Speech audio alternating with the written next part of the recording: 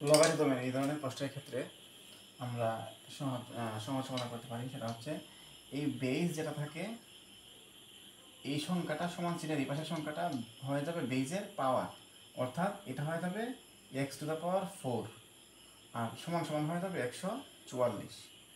তাহলে আমরা বের করতে পারি x এর স্কোয়ার আমরা এটাকে 4কে 2 বারে ভাগ করলাম, 2 বারে গুণ করলে 4ই হবে।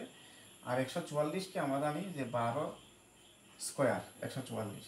তাহলে আমরা এখন যদি উভয় পক্ষকে বর্গমূল করি তাহলে আমরা এই স্কোয়ারটা এবং এই স্কোয়ারটা বাদ যায়, উভয় পক্ষকে বর্গমূল করে তাহলে আমরা বলতে পারি x² সমান 12। আচ্ছা, তাহলে আমরা বলতে পারি x সমান √12। ঠিক আছে, x সমান √12। তাহলে আমরা বলতে পারি 4 গুণ 3 √12, 12কে ভাঙলাম 4 গুণ 3 দিয়ে।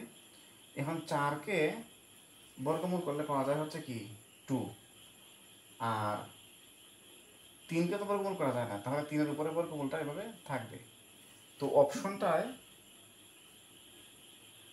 যে উত্তর দেওয়া আছে এভাবেই দেওয়া আছে, আর কোনো ভাঙা দরকার নাই। তো এটাই হচ্ছে এই প্রশ্নের উত্তর। এই প্রশ্নটা এই বছরের সিনিয়র অফিসার পরীক্ষা আসছিল, তো আমরা খুব সহজেই এভাবে সমাধান করতে পারি। সবাইকে ধন্যবাদ এতক্ষণ সঙ্গে যুক্ত থাকার জন্য।